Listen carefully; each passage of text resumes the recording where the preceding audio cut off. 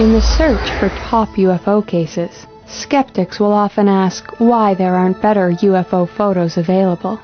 In fact, there are UFO photos out there that have withstood expert analysis, the best of which come from McMinnville, Oregon, taken on May 11, 1950, by farmer Paul Trent.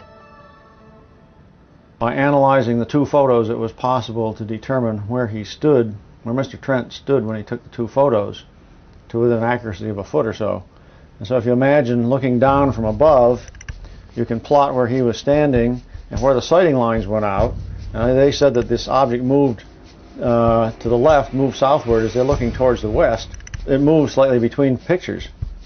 And in fact, he was standing in one location for the first photo, looking, let's say, this way, and then he moved a little bit to the north. As this object was traveling along, he didn't want it to get blocked by the nearby garage, so he moved a little bit to his right, and then he looked and took a photo that was in this way, and the sighting lines crossed. Now the overhead wires can be positioned where they were, and the sighting lines did not cross under the wires. So, you know, if it was a model, it wasn't hanging straight down under the wire. The two photographs taken by Paul Trent provided a stereoscopic pair of pictures that gave researchers the data necessary to determine and measure distances to objects within a short range of the camera.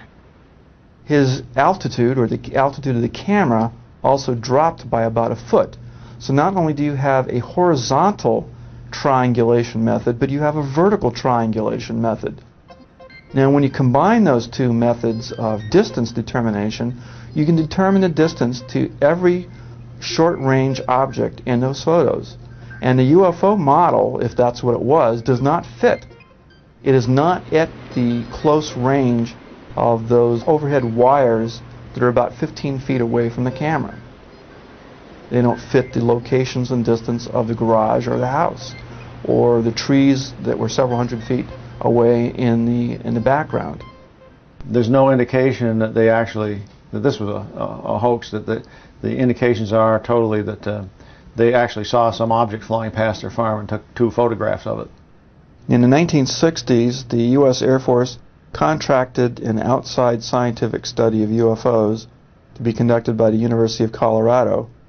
The astronomer William Hartman concluded that this is one of the few cases in which all of the geometric, photometric, and photogrammetric aspects agreed that there was an object, extraordinary object, tens of meters in size and metallic in appearance, about a mile away, which would seem to be consistent with an alien visitation, even though that's pretty hard to believe.